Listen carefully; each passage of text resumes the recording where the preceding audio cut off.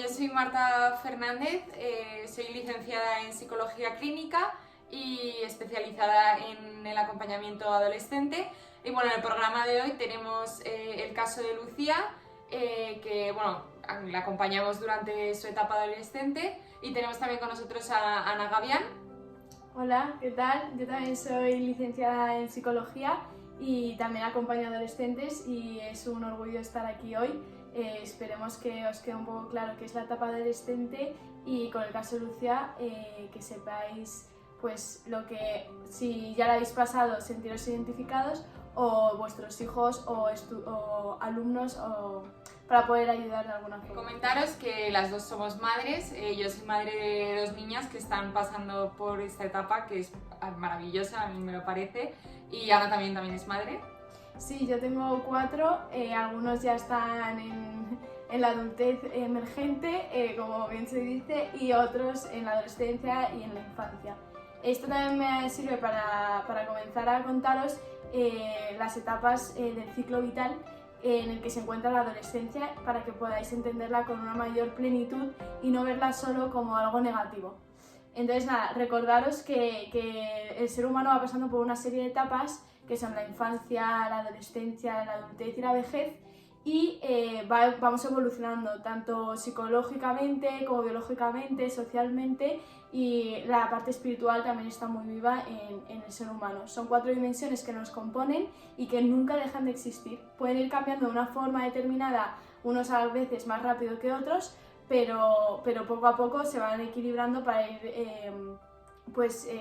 constituyendo a la persona. Concretamente, en la etapa de la adolescencia se producen los cambios más radicales de todo el ciclo vital.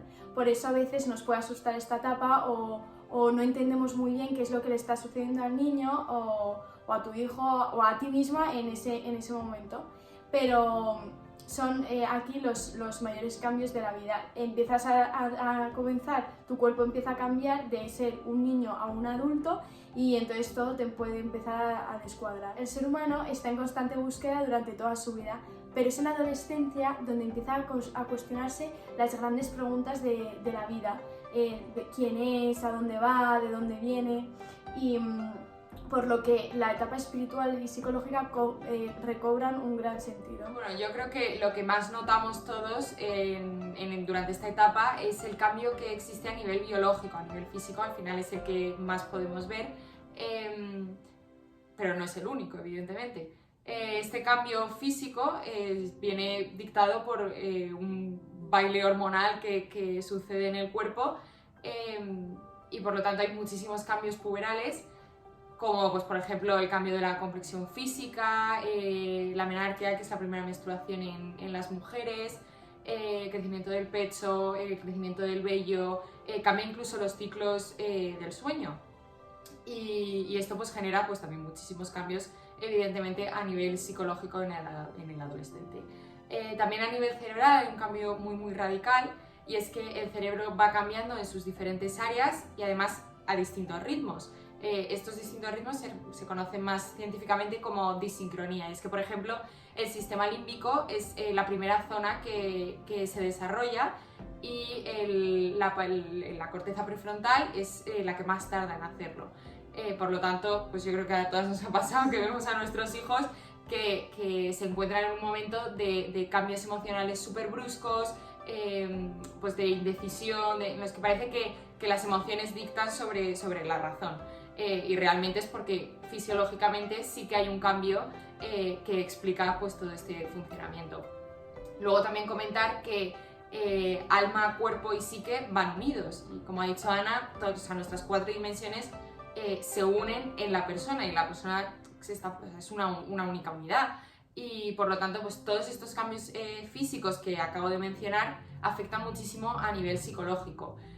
Sobre todo en el caso de las mujeres, porque en el caso de los hombres es verdad que todos estos cambios físicos están socialmente más aceptados, están mejor vistos entre ellos, entre iguales, y en el caso de las mujeres sí que a veces pues tienden a generar más vergüenza o complejos, sobre todo pues el crecimiento del pecho o pues eso, el cambio de la misma forma física. Por lo tanto también pues se genera un cambio psicológico importante.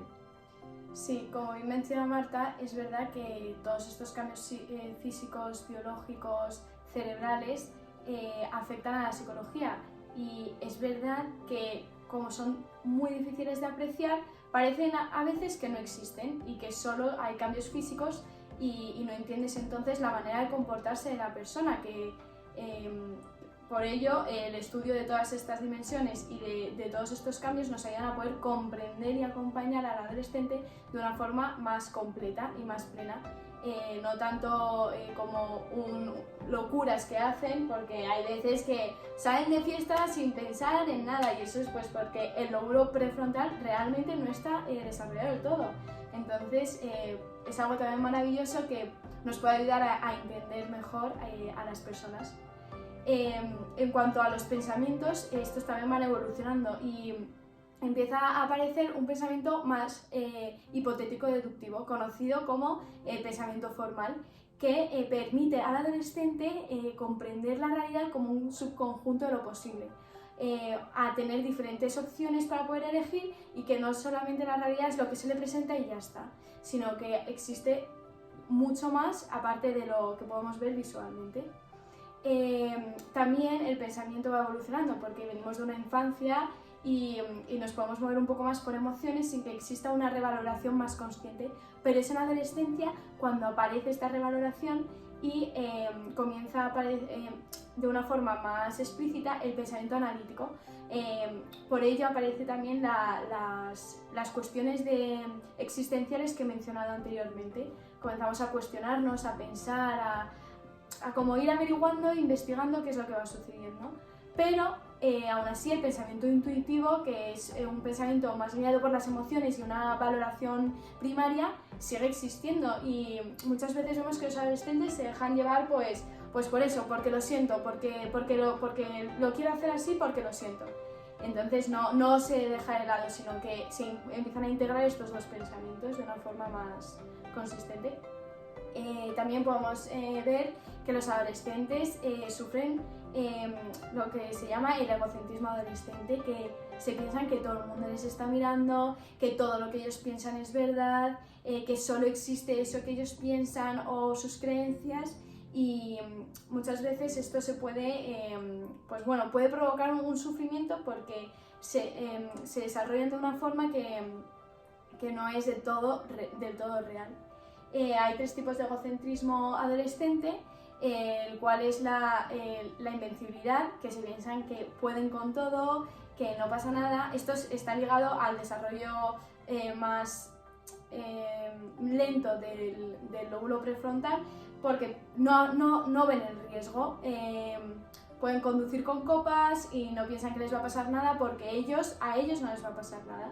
Luego hay otro tipo de egocentrismo, que es el de que todo el mundo le está mirando, el público, que se piensan que es el centro del universo, y entonces todo gira en torno a eso, la imagen física y todo.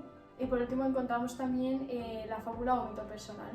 Durante esta etapa se desarrolla de manera muy exponencial el autoconcepto y la autoestima, sobre todo pues, por todos estos cambios físicos de los que hemos estado hablando y psicológicos que afectan mucho al concepto que el adolescente tiene sobre sí mismo, especialmente cuando el desarrollo es muy prematuro o muy temprano, pues puede afectar a todos estos cambios. Durante la adolescencia se pasa por diferentes etapas que de hecho definió James Marcia, y son estatus a los que se pasa de manera gradual, que pueden incluso llegar a solaparse y en los cuales te puedes incluso ver estancado, y son la difusión, la identidad hipotecada o prematura, y luego la fase moratoria, en la que se decide pues, sobre el concepto del bien y el mal, y el logro de identidad, que es esa etapa pues, más madura o más adulta. Y durante todo el paso de estas etapas es esencial para el desarrollo pues, perfectivo del adolescente el entorno social y bueno, los amigos y todo. Durante esta etapa, de hecho, también en la dimensión social de la que antes hablaba Ana, se empieza a desarrollar pues el concepto de amistad como lo conocemos más comúnmente los adultos. Los adolescentes como que empiezan a aprender a ser amigos y sobre todo se conocen a ellos en relación con el otro. Empiezan a ver cómo se entablan las relaciones y se hace mediante 2 fases que son la fase de selección, en la que normalmente el adolescente se suele juntar a gente más parecida a ellos o con valores más parecidos, y la fase de facilitación, que bueno, yo creo que todas las madres lo hemos visto alguna vez, que es esa fase en la que parece que si tu amigo hace algo, tú también lo haces, y ahí sale la famosa frase de madre de ¿qué pasa que si tu amigo se tira por un puente, tú también? Pues para ellos sí, para ellos si mi amigo hace esto, yo también. A lo mejor algo que nunca haría solo, si mi amigo me anima a hacerlo y lo hace conmigo, yo también lo voy a hacer. Y es verdad que aunque sea muy importante este entorno de amigos, porque pues se desarrolla esa necesidad de pertenencia a un grupo, y este grupo suele ser de iguales, es muy importante que la familia siga apoyando de manera emocional y psicológica y de forma estable, porque bueno, ya la etapa adolescente es una etapa muy inestable, y es verdad que ellos comienzan a ver a los padres, dejan de verles como los superhéroes que siempre habían visto, intentan incluso como dejar de depender un poco de ellos. Pues al final es esta etapa de cambio a algo más independiente, y empezamos a lo mejor a ver a la familia como algo un poco más alejado, por lo que es muy importante que siga existiendo este apoyo y esta unión en el entorno familiar. Sí, como bien menciona Marta, todo esto es para poder ir construyéndose como su propia identidad, porque necesitamos todo ese apoyo, las relaciones y la amistad y la familia siguen siendo algo fundamental. Por último, la dimensión espiritual constituye una parte muy importante para forjar esta identidad de la que hablaba antes. Esta dimensión integra y da sentido al resto de dimensiones de las que hemos estado hablando a lo largo de esta primera parte del programa. Pero es en este momento en el que la idea de Dios comienza a forjarse de una forma muy importante, ya que dejamos un poco de lado o empezamos a caminar por el mismo camino que nuestros padres nos han ido enseñando en cuanto a la religión. También aparece la moral de una forma muy potente, ya que empezamos a distinguir entre el bien y el mal, y nuestras decisiones empiezan a ir tomando camino en función de esta conciencia sobre lo bueno y lo malo. Estas decisiones y esta moral y esta idea de Dios se ven muy influidas por una parte emocional, la cognición, los pensamientos, el ambiente, todo afecta a cómo vemos la realidad de una forma trascendental. Bueno, y después de este inicio del programa y de haber asentado todas las bases y todos los conceptos sobre esta etapa, sobre la adolescencia, podemos dar paso a una entrevista a Lucía, una entrevista que realiza una de nuestras psicólogas, para que podáis apreciar pues, todo el cambio y podáis ver todos estos conceptos que hemos explicado más de manera teórica, llevados a la práctica y llevados a la realidad, porque realmente son útiles y suceden. Así que bueno, damos paso a esta entrevista, esperemos que os guste. Hola, buenas tardes, estamos aquí, Lucía y Almudena González. Yo soy psicóloga de familia, ¿no? Terapia familiar y con adolescentes. Y bueno, nos va a contar Lucía su testimonio, que es que se ha ofrecido voluntaria. Y bueno, Lucía, cuéntanos un poco, al principio, cómo fue tu infancia. Bueno, pues yo la verdad que de toda mi infancia no tengo así ningún recuerdo malo ni negativo, ¿no? Bueno, desde lo que recuerdo, claro. Y es verdad que pues también en el colegio tenía amigos, solía estar con las niñas pues jugando a las cartas, a las muñecas también. Y en general pues en mi casa adoraba a mis padres, ¿no? Les tenía un altar al final. Y es verdad que desde que recuerdo hasta más o menos pues, los 13 años o así, en el que yo ya empecé a experimentar estos cambios en mi cuerpo, pues por lo general fui muy feliz. Hasta esa época yo me sentía pues una niña querida. Y bueno, en esa época, ¿qué pasó, no? Para que te empezases a sentir de ese modo, que no te gustases, ¿no?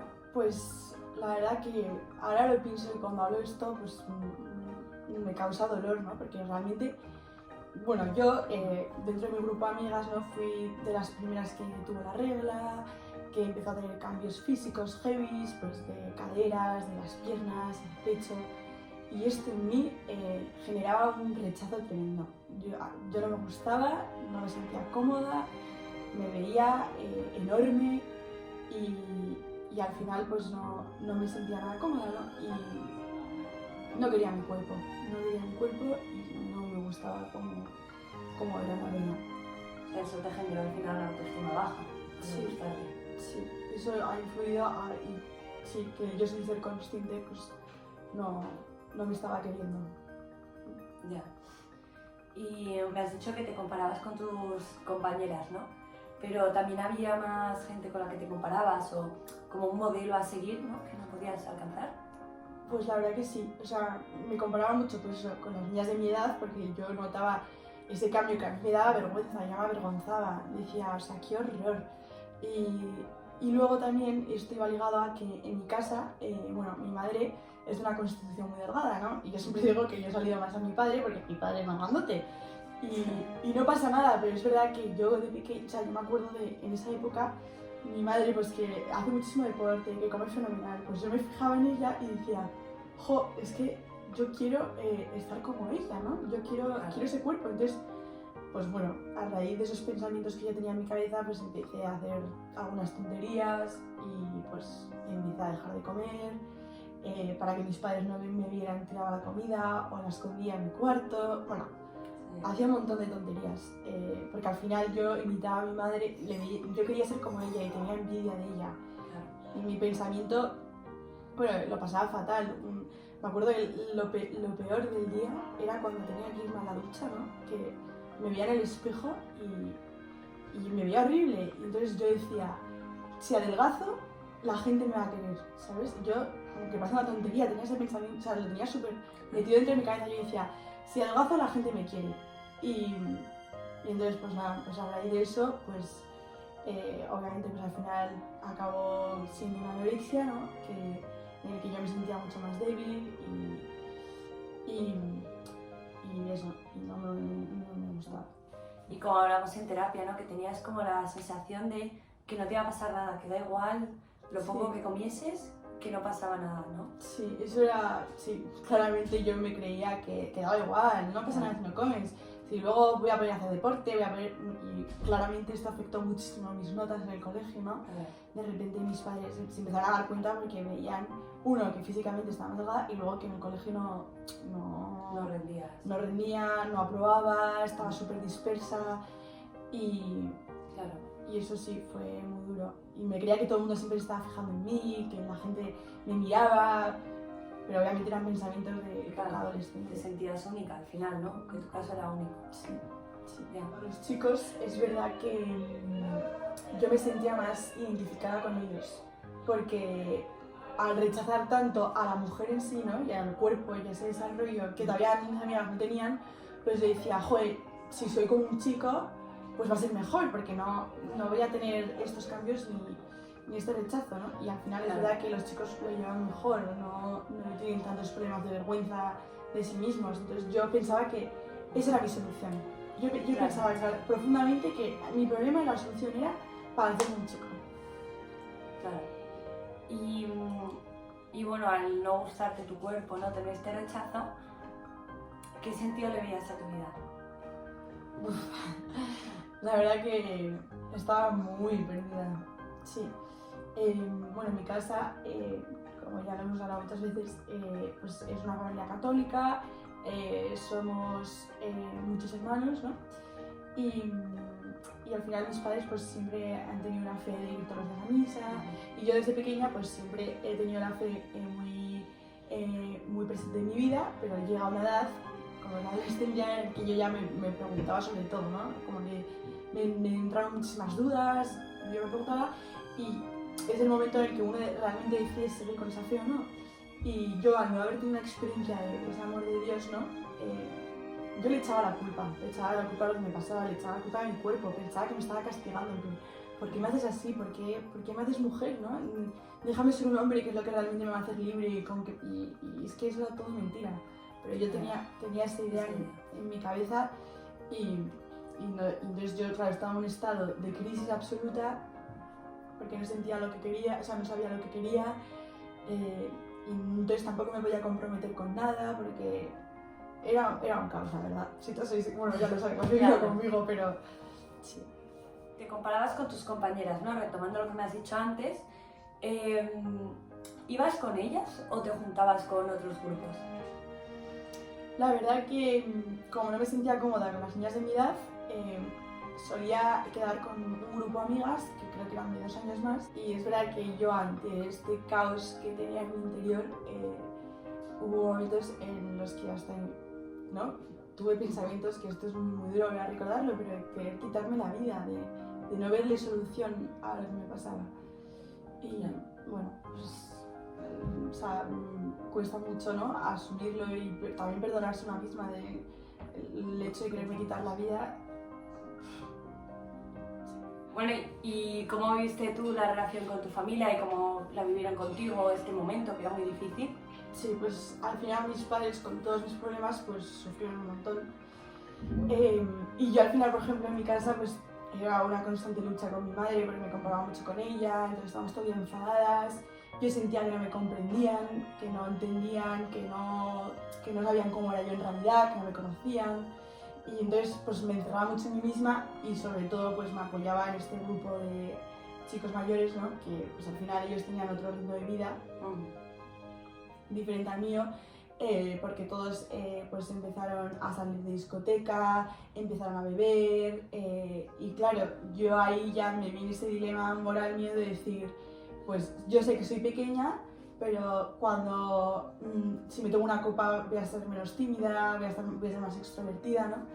Y entonces ahí pues la verdad que tuve muchas dudas de saber qué hacer y bueno, pues al final pues acabé bebiendo y no supe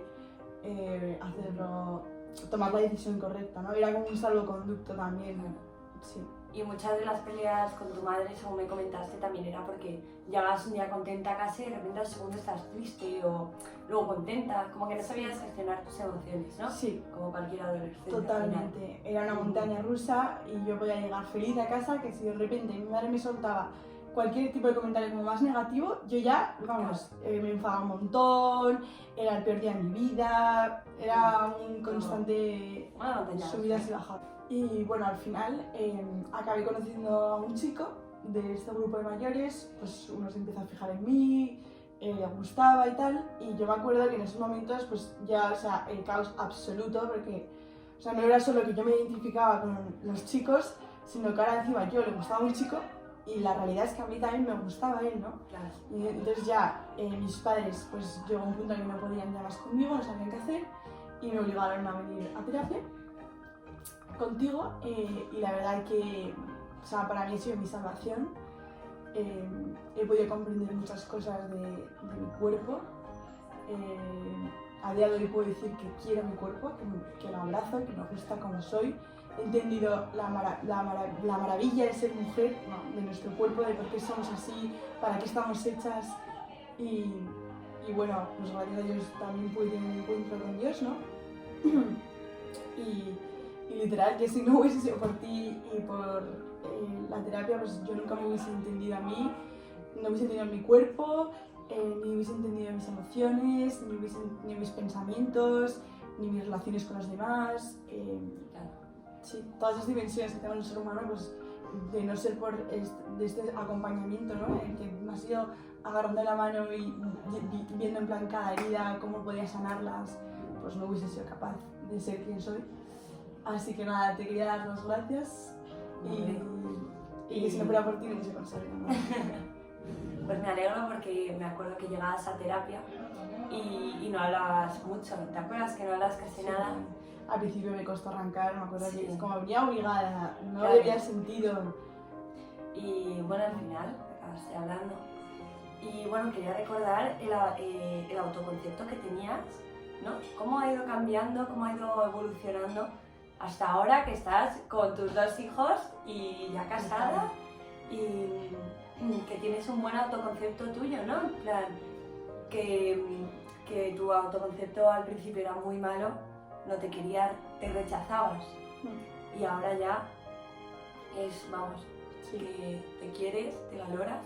Sí, y ahora ya he entendido cuál es mi vocación en la vida, ¿no? Que al quererme a mí, yo ahora soy capaz de darme a los demás, porque si uno no se deja querer y no se quiere bien a sí mismo, pues luego no puede darse. Entonces, pues este ha sido el gran regalo de toda mi acompañamiento aquí. Así que nada, Pues me alegro mucho, Lucía. por todo. A ti, Lucía.